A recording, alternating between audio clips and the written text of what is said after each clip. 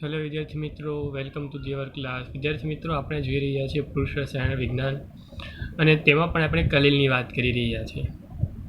જેમાં લાસ્ટ લેક્ચરની અંદર આપણે અલગ અલગ પદ્ધતિઓ વિશે વાત કરી. એ પદ્ધતિ કે જે કલીલ બનાવવા માટેની પદ્ધતિઓ હતી કે જેમાં અલગ અલગ 3 પ્રકારની વાત કરી. રાસાયણિક પદ્ધતિ હોય, બ્લેડિંગ ચા પદ્ધતિ જેને આપણે વિદ્યુતીય વિઘટનની વાત કરતા, તેને સાપેક્ષમાં બોલતા અથવા તો સમજતા. અને ધેન થર્ડ, પેપ્ટીકરણ. ઓકે, પેપ્ટીકરણ એટલે કંઈ નવું હતું નહીં, પરંતુ આપણે એમ કહેતા કે અવક્ષેપનું કલીલ કણોમાં રૂપાંતર, જેને આપણે પેપ્ટીકરણ કહીએ છીએ. ચાલો, આજે સમજવાનો છે અગત્યનો ભાગ, એટલે કે કલીલમય દ્રાવણનું શુદ્ધિકરણ. વિદ્યાર્થી મિત્રો, તમે આજના સેશનમાં પણ તમે 3 અલગ અલગ પદ્ધતિઓને સમજવાના છો. 3 અલગ અલગ પદ્ધતિ દ્વારા તમે દ્રાવણનું શુદ્ધિકરણ એટલે કે કલીલમય દ્રાવણનું શુદ્ધિકરણ વિશે સમજશો. પહેલાં તો એ વસ્તુ સમજીએ કે કલીલમય દ્રાવણનું શુદ્ધિકરણ શા માટે અને કઈ રીતે તે અશુદ્ધ છે. થોડુંક એવું સમજીએ. જ્યારે કલીલમય સોલ બનાવવાની ક્રિયાવિધિ હોય તો સ્વાભાવિક છે આપણે તેમાં શું નાખીએ છીએ? તો આપણે નાખીએ છીએ વધુ પ્રમાણમાં વિદ્યુત વિભાજ્ય પદાર્થ. શું નાખીએ છીએ? વિદ્યુત વિભાજ્ય પદાર્થ. તો આ કલીલમય દ્રાવણની અંદર જે વિદ્યુત વિભાજ્ય પદાર્થ નાખીએ છીએ તે કેટલાક અંશમાં અશુદ્ધિઓ, દ્રાવ્ય થયેલો વિદ્યુત વિભાજ્ય પદાર્થો પણ હોઈ શકે છે. અથવા એમ કહી શકીએ કે વિદ્યુત વિભાજ્ય પદાર્થ જે છે તેની અંદર દ્રાવ્ય અશુદ્ધિ પણ છે, કે જેમાંથી કદાચ આપણે અશુદ્ધિ જે પણ આપણે બોલીએ છીએ એ તેમાંથી મળી આવવાની છે. મતલબમાં ઇન્ડાયરેક્ટલી એવું જ વિચારી શકીએ છીએ કે તેને કારણે આ જે પણ અશુદ્ધિઓ છે તે સોલને અસ્થિર બનાવવાનું કામકાજ કરવાનો છે, કે જેને કારણે કલીલમય કણોની સ્થિરતા અથવા તો જે પણ સ્થાયીતા છે તેના મૂલ્યમાં ચોક્કસ પ્રકારની અસર જોવા મળે. એટલા માટે આ અશુદ્ધિને મારે દૂર કરવી બહુ જ આવશ્યક બની જાય છે. એટલા માટે જ્યારે વિદ્યુત વિભાજ્ય પદાર્થ તમે યોગ્ય માત્રામાં, યોગ્ય પ્રમાણમાં લ્યો છો તો તેની અંદરની અશુદ્ધિ દૂર કરવા માટેની અમારી આ પદ્ધતિઓને એપ્લાય કરવી જરૂરી બની જાય છે. તો આ 20 કે તમારી માટેની જે પણ અશુદ્ધિ દૂર કરવાની જે પણ ક્રિયાવિધિ છે તે ખાસ હવે તમે સમજશો, કેમ કે કદાચ એ આવશ્યક બની જાય છે કલીલમય દ્રાવણ બનાવવું હોય અને તે જગ્યા પર કે જ્યારે સ્થિરતાપૂર્વક મારે કલીલમય દ્રાવણની પ્રકૃતિને સાચવવી છે. કલીલમય દ્રાવણની સ્થાયીતા માટે વિદ્યુત વિભાજનનું અલ્પ પ્રમાણ પણ જરૂરી હોય છે, પરંતુ યાદ રાખજો વધારે પ્રમાણ સ્કંદન કરી દેશે. વિદ્યુત વિભાજનનું અલ્પ પ્રમાણ જરૂરી જ છે, પરંતુ જો વધુ પ્રમાણ હશે તો તે પ્રમાણ વધુ હોવાને કારણે કલીલમય દ્રાવણનું સ્કંદન થઈ જાય. સ્કંદન થવાનો મતલબ તમે સમજી ગયા છો કે તમને પ્રેસિપિટેટના અવક્ષેપના ભાગે તે કલીલનું સમુચિત થઈ જવાનું છે. આથી જ વિદ્યુત વિભાજનની સાંદ્રતા ઘટાડીને યોગ્ય પ્રમાણમાં કરવી પણ ખૂબ જ જરૂરી છે. વિદ્યાર્થી મિત્રો, આ જે મુદ્દો હું બોલું છું તે ખાસ કાળજીપૂર્વક ટૂંકા શબ્દમાં થોડુંક એવું લખું, કેમ કે વિદ્યુત વિભાજનની આવશ્યકતા બહુ જ વધુ એવી છે. તો વિદ્યુત વિભાજનની માત્રા એ અલ્પ માત્રામાં હશે તો પણ તે આવશ્યક છે, જરૂરી છે, પરંતુ જો તેનું પ્રમાણ વધારે લઈ લેવામાં આવે તો તેને કારણે સ્કંદન થઈ જવાનું છે. શું થઈ જવાનું છે? સ્કંદન થઈ જવાનું છે. એટલા માટે જ વિદ્યુત વિભાજનની સાંદ્રતા ઘટાડીને યોગ્ય પ્રમાણમાં કરવી એ ખૂબ જ જરૂરી છે. એટલા માટે આપણે એમ કહીએ છીએ કે વિદ્યુત વિભાજનની માત્રા અલ્પ પ્રમાણમાં હોય તે જરૂરી છે, અથવા તો યોગ્ય માત્રામાં હોય તે જરૂરી છે. જે પ્રક્રમમાં અશુદ્ધિઓને નિમ્ન જથ્થામાં ઘટાડાય છે તે કલીલમય દ્રાવણની શુદ્ધિકરણ તરીકે આપણે ઓળખીએ છીએ. અશુદ્ધિને ઘટાડવાની જે પણ પદ્ધતિઓ છે તે કુલ 3 પ્રકારની છે, જેમાંથી નંબર 1 પર લો તો નંબર 1 પર રહેશે ડાયાલિસિસ. યસ, તમે જે શબ્દ સાંભળો છો તે જ શબ્દને બોલું છું, ડાયાલિસિસ. ડાયાલિસિસ શબ્દ તો વારંવાર બધાએ સાંભળ્યો છે, પણ આ કલીલમય સોલનું ડાયાલિસિસ છે. ઓકે, જે હૃદયવાળું ડાયાલિસિસ કરીએ છીએ તેના જેવું જ કામકાજ અહીંયા પણ થવાનું છે, પણ ડાયાલિસિસનું જે કામકાજ ત્યાં છે તે સમજવાની કોશિશ કરીશું. આ પદ્ધતિમાં ખાસ સાંભળજો, કાળજીપૂર્વક સાંભળજો, કેમ કે તમે બધા જ હોશિયાર એટલા તો છો કે તમે ડાયાલિસિસમાં શું થાય તમને બધાને ખ્યાલ છે જ, પરંતુ ફરી એકવાર તેની ચર્ચા કરીએ, થોડી એવું જ્ઞાન આપણે બાટીએ. હવે આ પદ્ધતિમાં ઓગળેલી અશુદ્ધિઓને કલીલમય દ્રાવણમાંથી મારે દૂર કરવાની છે. That's it. એટલે હું શું કરીશ, એક ચોક્કસ પ્રકારનો અર્ધપારગમ્ય પડદો.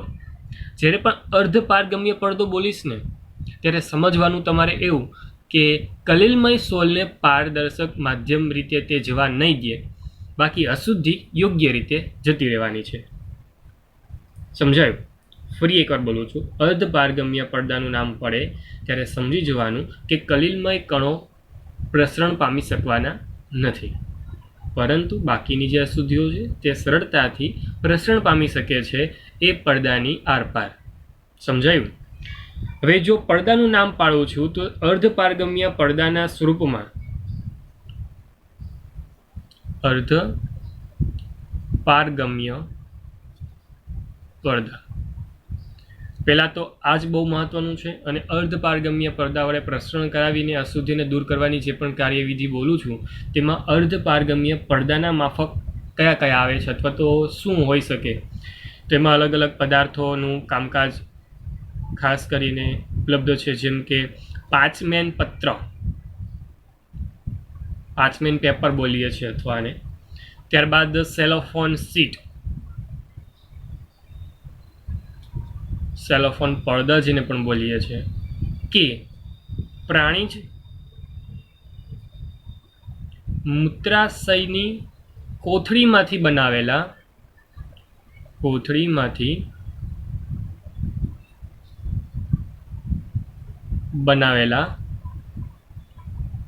પડદામાંથી પડદા. ફરી એકવાર બોલું છું કાળજીપૂર્વક, પ્રાણીજ મૂત્રાશયની કોથળીમાંથી બનાવેલા પડદા સાચા દ્રાવણમાંના કણોને પસાર થવા દેવાના છે. સાચા દ્રાવણ જે પણ આપણે વાત કરીએ છીએ તે મુજબના કણો પસાર થવા દેશે, મતલબમાં સુધી તેમાંથી પસાર થઈ જશે યોગ્ય માત્રામાં, પરંતુ જે પણ કલીલમય કણો છે તે આમાંથી પસાર થઈ જવાની નથી. સમજાયું તમને? હું આખી સિસ્ટમ, આખી પદ્ધતિને ખાસ કાળજીપૂર્વક દોરીને સમજાવું છું, તો થોડીક એવી આકૃતિ તૈયાર કરતા. ચાલો, આકૃતિમાં દર્શાવ્યા પ્રમાણે થોડુંક એવું વર્ણન કરી દઉં આકૃતિનું. તમારી પાસે એક ચોક્કસ પ્રકારનું પાત્ર છે જેની અંદર અહીંયાથી પાણી જવાની અને અહીંયાથી પાણી બહાર નીકળવાની સિસ્ટમ છે. સાથે સાથે હું એમ કહીશ કે દ્રાવણની અંદર જે ગોળાકાર ભાગની અંદર મેં થોડોક એવી એક પોટલીમય ભાગ દોર્યો છે. એ પોટલીમય ભાગની અંદર મેં અલગ અલગ કણોની આકૃતિ દર્શાવી છે. તો પહેલાં તો એ વસ્તુ ક્લિયર કરી દઉં કે જે આ ભાગ દોર્યો છે બરણી જેવો આકાર છે, હું પોટલી નામ આપીશ, પોટલી કહીશ, અથવા તો બરણી આકાર તમે બોલી શકો છો, યોગ્ય પાત્ર છે સમજજો એવું. તે સામાન્ય રીતે ડાયાલિસિસ ધરાવતો પડદો છે, ડાયાલિસિસ કરતો પડદો છે. સમજાયું? અને એ પડદો જે બહારની સપાટી જે છે પડદામય સપાટી છે, જે આપણે અર્ધપારગમ્ય પડદાની વાત કરીને તે પ્રકારની સપાટી છે, તે પ્રકારની આકૃતિનું એક વર્ણન છે. હવે સમજો ખાસ કાળજીપૂર્વક, અંદરનો જે ભાગ, અંદરના જે કણોમય સપાટી તમને દેખાય છે, કણોમય ભાગ દેખાય છે, બીજું નહીં પરંતુ તે કલીલ કણો છે.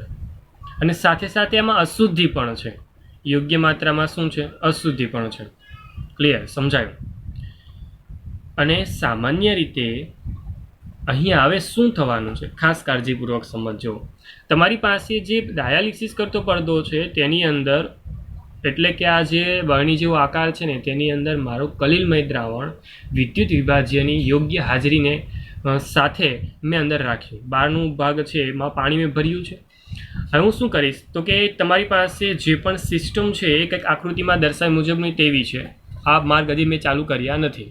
ક્લિયર? હવે થશે શું તો કે તમારી પાસે જે પણ કલીલમય કણો છે તે તમે જાણો છો તે મુજબ અર્ધપારગમ્ય પડદામાંથી બહાર તરફ નીકળી જવાના નથી, મતલબ બહાર નીકળી શકતા નથી. પરંતુ બહાર નીકળી કોણ શકે છે તો કે એ અશુદ્ધિઓ અથવા તો એ બાકીના કણો, આયનો, અથવા તો એમ કહી શકાય કે જે બાકીના વધારાની અશુદ્ધિના ભાગ સ્વરૂપે રહેલા છે કલીલમય કણો સાથે, એ બધી જ વસ્તુ બહાર તરફ નીકળી આવી શકે છે. તો એ બધા જ કણો બહાર તરફ આવવાની ક્રિયાવિધિ કરશે, મતલબમાં અંદરથી બહાર તરફની ક્રિયાવિધિમાં તે યોગ્ય રીતે જોડાશે. અને અશુદ્ધિઓ જે છે એ અર્ધપારગમ્ય પડદાની બેગ મારફતે એ બહાર તરફ નીકળી આવવાના છે. હવે બહાર તરફ નીકળી આવે એટલે સ્વાભાવિક છે કે બહારનું પાણી જે યોગ્ય માધ્યમમાં આપણે સમજીએ છીએ તેનું યોગ્ય રીતે સમયાંતરે બદલતો રહીશ, કેમ કે અહીંયા સિસ્ટમ ચોક્કસ પ્રકારની છે જ કે જેમાં અંદરનું જે અશુદ્ધ પાણી છે એ બહાર તરફ ફેંકાઈ જશે, કે જે સિસ્ટમ અહીંયાથી શુદ્ધ પાણી આવવાની અને બહાર તરફ નીકળવાની, અશુદ્ધ પાણી બહાર તરફ નીકળી જશે. તો એક ચોક્કસ સિસ્ટમ છે જેને સાયફન પદ્ધતિ કહેવામાં આવે છે. શું કહેવામાં આવે છે? સાયફન પદ્ધતિ. તમ સાયફન પદ્ધતિ એક ચોક્કસ પ્રકારની પદ્ધતિ છે કે જે ગંદા પાણીને બહાર તરફ ઠલવવાની એક ચોક્કસ સિસ્ટમ ધરાવતી પદ્ધતિ છે. અને ચોક્કસ રીતે તમે જુઓ છો તે મુજબ સતત એટલે કે કન્ટિન્યુઅસલી પાણીનો એક પ્રવાહ જવા દઈશ કે જેને કારણે આમાં રહેલી અશુદ્ધિ તે ધોવાઈ જવાની છે અને યોગ્ય માત્રામાં કલીલ કણોની હાજરી એ અંદરના ભાગમાં રહી જવાની છે. અને આમ સરળતાથી તમે ચોક્કસ પ્રકારના સાધનનો ઉપયોગ કરીને તમે ડાયાલિસિસ કરી શકો છો. અને આ ડાયાલિસિસ કરવા માટે જે સાધનની જરૂર પડતી હોય છે તેને આપણે ડાયાલાઇઝર કહેવામાં આવે છે. શું કહેવામાં આવે છે? ડાયાલાઇઝર. ડાયાલાઇઝર અથવા તેને પારસ્લેશ શબ્દથી પણ હું ઓળખી શકું છું. ક્લિયર? સમજાયું? તો આમ તમે સરળતાથી કલીલમય કણોને અલગ કરી શકો છો અને સ્વાભાવિક છે કે નવા નિષેધન પદ્ધતિનો એક ચોક્કસ પ્રવાહને કારણે એ અશુદ્ધિ બહાર તરફ ઠલવવાની છે અથવા તો બહાર સુધી જવાની છે. અને સરળતાથી જે મહત્ત્વનું કામ છે તે કામ કરતું હોય તો એ છે અર્ધપારગમ્ય પડદા કે જેની મારફતે બાકીની અશુદ્ધિ બહાર તરફ નીકળી આવે છે, પરંતુ કલીલ કણો જે છે તે અંદરને અંદર રહી જવાના છે. તો ડાયાલિસિસ પદ્ધતિમાં પણ આ જ વસ્તુ થાય છે. એટલા માટે જ આ પદ્ધતિને ડાયાલિસિસ અથવા તો પારશ્લેષણ કહીએ છીએ. સમજાયું? અને ડાયાલિસિસ પદ્ધતિનો એક કોન્સેપ્ટ આ જ પદ્ધતિ દ્વારા સંકળાયેલો એક કોન્સેપ્ટ છે. હવે આ જ કોન્સેપ્ટ સાથે સંકળાઈને આ જ કોન્સેપ્ટને કામકાજ માટે સમજાવીને બીજી પદ્ધતિ આને સાથે જ ઇન્ટ્રોડ્યુસ કરું છું. બીજી પદ્ધતિ શું છે? કદાચ તમને પહેલી પદ્ધતિ સમજાય ને તો બીજી પદ્ધતિ એકદમ સરળતાથી સમજાઈ જશે આની સાથે જ. તો બીજી પદ્ધતિને પણ આ સાથે ઇન્ટ્રોડ્યુસ કરી દઉં છું. બીજી પદ્ધતિ છે વિદ્યુતીય ડાયાલિસિસ.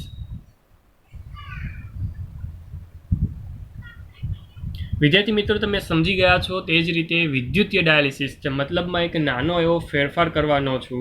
અને એ ડાયાલિસિસના ભાગ સ્વરૂપે એક નાનો એવો ફેરફાર શું છે તો કે તમારી પાસે હવે જે પદ્ધતિ રાખી છે ડાયાલિસિસ જ છે, પરંતુ એ વિદ્યુતીય ડાયાલિસિસ છે. તમે સમજી ગયા છો કે તમારી પાસે રહેલો જે પણ વિદ્યુતીય ઉપકરણ છે અથવા તો જે પણ સાધન આપણે જે યુઝ કર્યું છે અથવા તો જે પણ પાત્રમય રચના તૈયાર કરી છે તે સાથે સાથે મારે વિદ્યુતીય ક્ષેત્ર તેને લાગુ પાડવાનું છે. એટલે હું શું કરું છું? હું કાળજીપૂર્વક બંને બાજુ, હું નવી આકૃતિ દોરતો જ નથી, આ જ આકૃતિ મારા માટે બેસ્ટ છે, પરંતુ થોડીક એવી કાળજીપૂર્વક આકૃતિમાં ફેરફાર કરી દઉં છું. હું બંને બાજુ ચોક્કસ પ્રકારના ધ્રુવોની રચના કરું છું. આકૃતિમાં દર્શાવ્યા મુજબ તમારી પાસે આ તરફનો છે ધન ધ્રુવ છે, આ તરફનો છે ઋણ ધ્રુવ છે. સમજી ગયા તે મુજબ તમારી પાસે જેમ આકૃતિમાં દર્શાવું છું તે જ મુજબ ધન ધ્રુવ અને ઋણ ધ્રુવ ચોક્કસ રીતે એટલે કે એનોડ અને કેથોડ ની આકૃતિમાં મેં એડ કર્યા. હવે હું શું કરવા માંગુ છું એ ખાસ કાળજીપૂર્વક સમજજો. તમારી પાસે જે પણ કલીલમય કણોનું એક દ્રાવણ છે કે જે અશુદ્ધિ ધરાવે છે, એટલે હું એમ કહીશ કે અશુદ્ધ કલીલમય દ્રાવણમાં માત્ર વિદ્યુત વિભાજ્યની અશુદ્ધિ જ હોય છે કે જે ચોક્કસ પ્રમાણમાં વિદ્યુતીય ક્ષેત્ર લાગુ પાડીએ ને તો ઝડપથી શુદ્ધિકરણ પામે છે. અને એ ઝડપથી શુદ્ધિકરણ પામતું હોવાને કારણે એ વિદ્યુતીય અસર નીચે આવતું હોવાને કારણે અહીંયા આપણે વિદ્યુતીય અસર આપીએ છીએ કે જેને કારણે ડાયાલિસિસની જે પણ પ્રોસેસ હતી એટલે કે જે પહેલી પદ્ધતિ હતી એ ધીમી પદ્ધતિ છે, બહુ જ ધીમી પદ્ધતિ છે, પણ તેની સાપેક્ષમાં વિદ્યુતીય ડાયાલિસિસનું જો નામ પડશે તો તેની સાપેક્ષમાં તે ફટાફટ થવા માટેની પદ્ધતિ છે કે જેમાં હું ફક્ત ને ફક્ત એક્સ્ટ્રા શું કરું છું? વિદ્યુતીય ક્ષેત્ર લાગુ પાડું છું. ક્લિયર, સમજાયું? તો આ પદ્ધતિમાં એટલે કે વિદ્યુતીય ડાયાલિસિસ પદ્ધતિમાં કલિલમય દ્રાવણની યોગ્ય અર્ધપારગમ્ય પડદાની બેગમાં હું યોગ્ય ભરું છું. ત્યારબાદ બારને બાદ હું એક શુદ્ધ પ્રકારના શુદ્ધ પાણીના ભાગથી તેને રાખી દેવાનો છું, ભરી દેવાનો છું. આકૃતિમાં દર્શાવું છું તે જ મુજબ. અને બંને બાજુએ આકૃતિમાં દર્શાવ્યા મુજબ વિદ્યુત ધ્રુવો ગોઠવ્યા છે.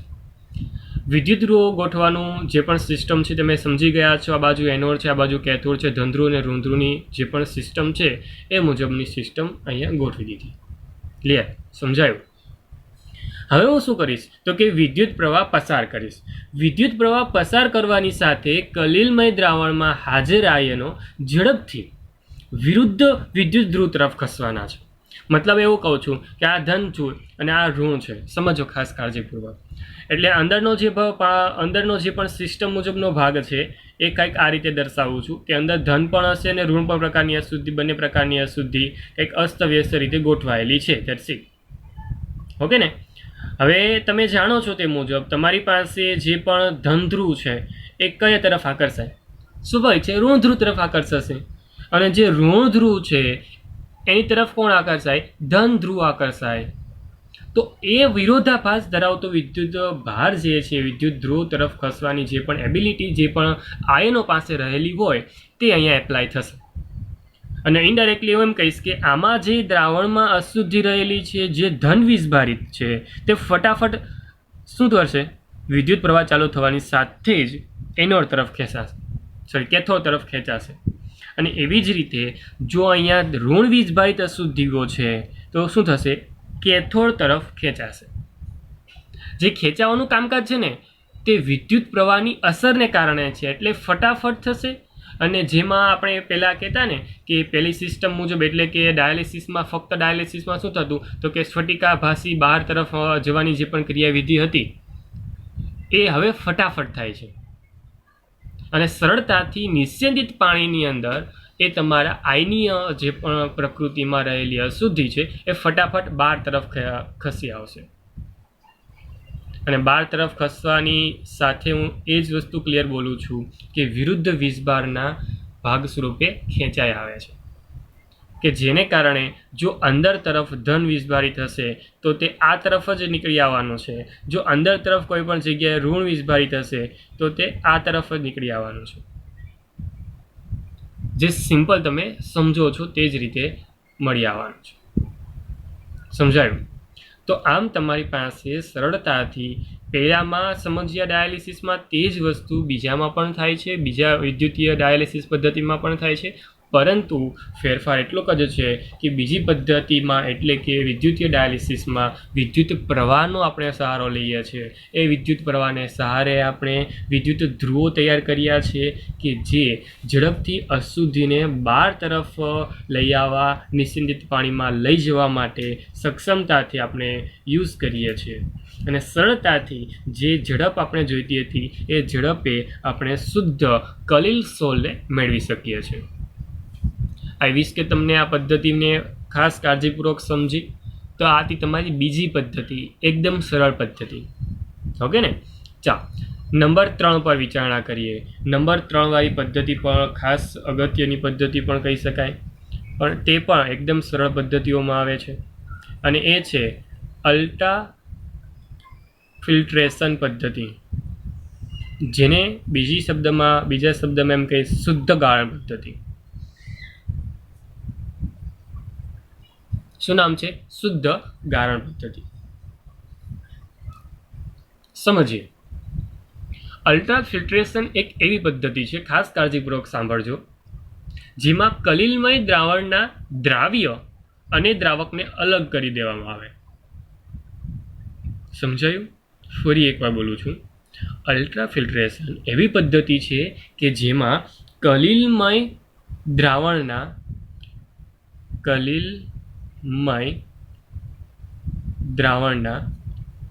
દ્રાવક અને દ્રાવ્યને અલગ કરવામાં આવે છે. અને આ માટે ખાસ પ્રકારના ફિલ્ટર પેપરનો યુઝ કરવામાં આવે છે. ખાસ કાળજીપૂર્વક અહીંયા શબ્દને ભાર આપજો, ફિલ્ટર પેપરનો, ખાસ પ્રકારના ફિલ્ટર પેપરનો ઉપયોગ કરવામાં આવે છે, જે કલીલ દ્રાવણ સિવાય બધા જ દ્રાવ્ય પદાર્થોને પારગમ્ય કરી દેશે. મતલબ શું છે? એક ચોક્કસ ગાળણની પદ્ધતિ, ગાળણમાં જે ફિલ્ટર પેપર તમે યુઝ કરો છો ને વિદ્યાર્થી મિત્રો, ગાળણમાં તમે ફિલ્ટર પેપર યુઝ કરો છો એટલે શું થાય? ઉપરના પ્રેસિપિટેટ ઉપર રહી જશે અને બાકીનું દ્રાવણ જે છે તે નીચે આવી જાય. બસ અહીંયા એવું જ થવાનું છે. પરંતુ અહીંયા જે ઉપરના ભાગમાં રહેવાના છે ને, એ અહીંયા શું રહેશે? તો કે ફક્ત ને ફક્ત કલીલમય કણો. ઉપર ફક્ત શું રહે છે? કલીલમય કણો. બાકી બધી જ અશુદ્ધિ સાથે તમારો વિદ્યુત વિભાજ્ય પદાર્થ પણ નીચે આવતો રહેશે. ઉપર ફક્ત ને ફક્ત કલીલમય કણો રહે છે. થોડીક એવી નાની આકૃતિ દર્શાવી દઉં કે જેને કારણે તમારો કોન્સેપ્ટ ક્લિયર થઈ જાય. આ તમારી પાસે એક આકૃતિમાં દર્શાવતું તે મુજબ એક ફનેલ મેં દોરી છે અને એ ફનેલ નીચે સ્વાભાવિક છે કે એક બીકર રાખી દઉં. હવે એ ફનેલની અંદર થોડુંક એવું દ્રાવણ નાખું છું. હવે અહીંયા જે છે ને, મેં ચોક્કસ માત્રાની અંદર એક ફિલ્ટર પેપરને સેટ કરીને રાખ્યું છે અને એ ફિલ્ટર પેપર એટલે તમે જાણો છો તે જ મુજબ ચોક્કસ ખાસ પ્રકારનું ફિલ્ટર પેપર છે. એ ફિલ્ટર પેપર એવું ફિલ્ટર પેપર છે કે જે ખાલી ને ખાલી માત્ર ને માત્ર કલીલ કણોને સાચવી રાખી શકે છે. એટલે ગાળણની ક્રિયા દરમિયાન ઉપરના ભાગમાં રહી જશે કલીલ કણો, બાકીનું દ્રાવણ જે છે એ નીચેના માધ્યમમાંથી નીકળી આવશે. એટલે ઉપર શું વધ્યું? ફક્ત કલીલ કણ.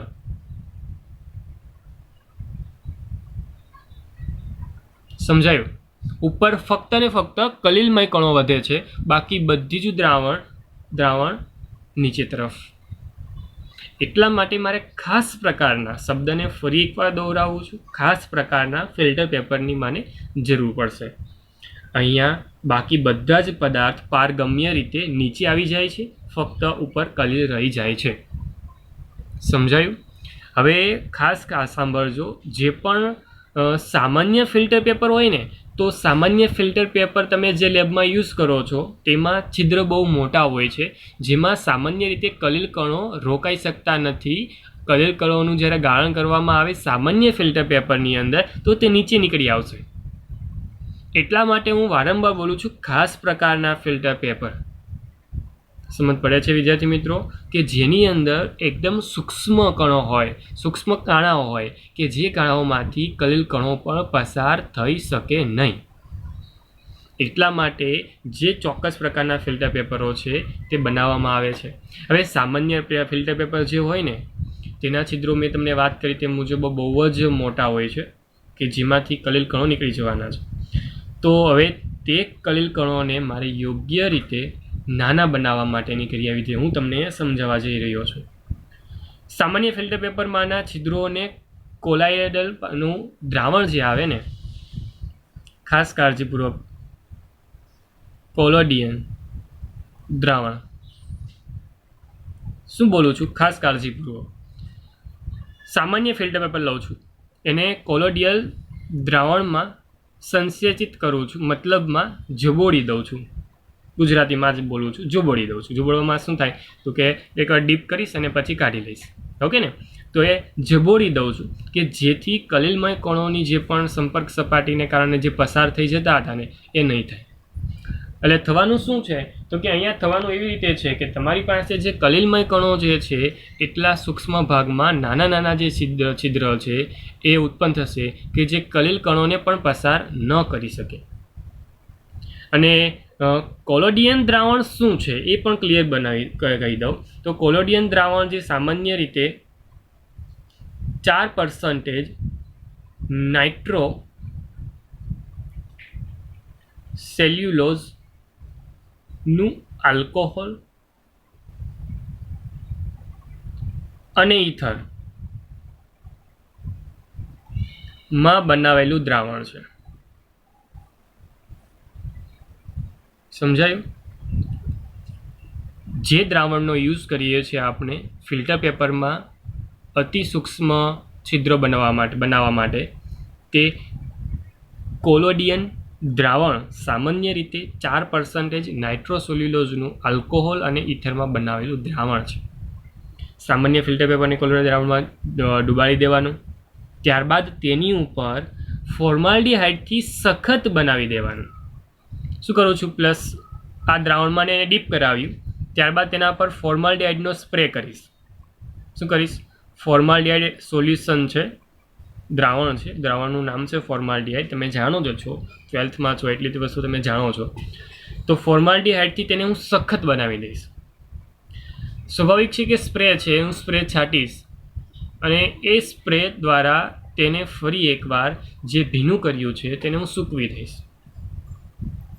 અને સિમ્પલ જે ફિલ્ટર પેપર તૈયાર થાય, સૂકવતા જે ફિલ્ટર પેપર તૈયાર થાય તેને હું અલ્ટ્રા ફિલ્ટર પેપર એમ બોલીશ.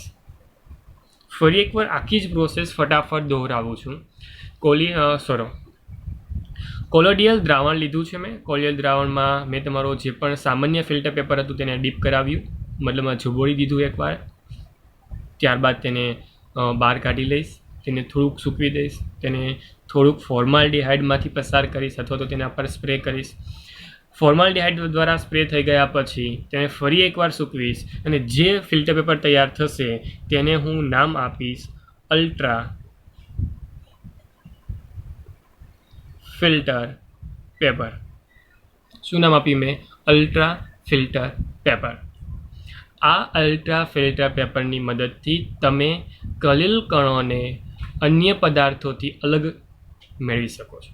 વિદ્યાર્થી મિત્રો, આ પદ્ધતિ બહુ જ ધીમી પદ્ધતિ છે, કેમ કે તમે ગાળણની ક્રિયા સમજો છો. ગાળણની ક્રિયા કેટલી ધીમી છે, કેટલી ધીમી હોય.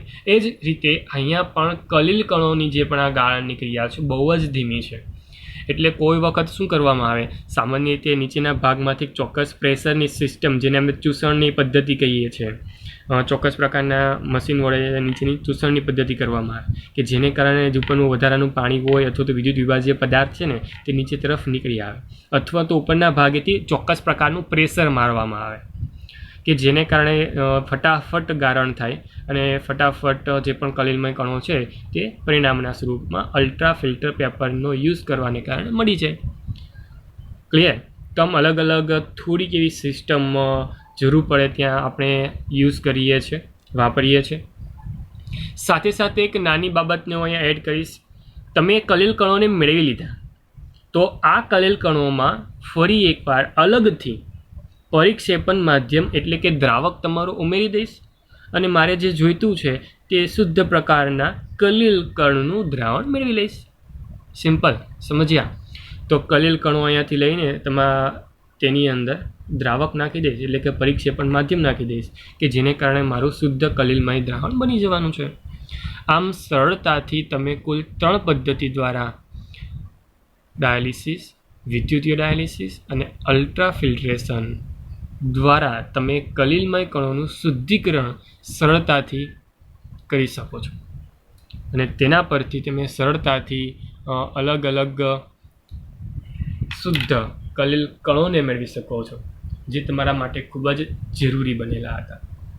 તો આમ તમે કલીલની સોલની અલગ અલગ 3 પદ્ધતિ સમજ્યા, જેના દ્વારા તમે તેને શુદ્ધિકરણના ભાગ સ્વરૂપે મેળવી શકો છો કે જે 3 તમારા માટે અગત્યના ભાગ સ્વરૂપે રહેલી છે.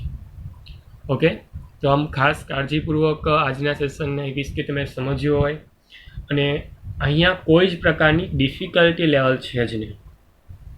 ઓકે, તો ફક્ત ને ફક્ત થોડાક વસ્તુ યાદ રાખવાની છે કે જેમ કે વાત કરું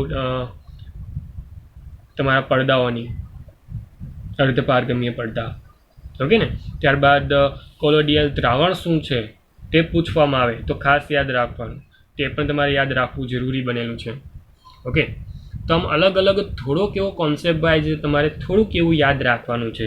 બાકી તો સિસ્ટમ મુજબ કામકાજ તમે યાદ રાખી શકો છો, એકદમ સરળ છે. ઓકે, તો વિદ્યાર્થી મિત્રો, આજના સેશનમાં બસ એટલું જ. ફરી એકવાર મળીશું નેક્સ્ટ સેશન સાથે, પરંતુ ત્યાં સુધી આઈ વિશ કે તમે બાકી બધી જ વસ્તુ ક્લિયર કરતા જાઓ છો, બધી વસ્તુ સાથે સાથે ઇન્વોલ્વ કરતા જાઓ છો, સમજતા જાઓ છો.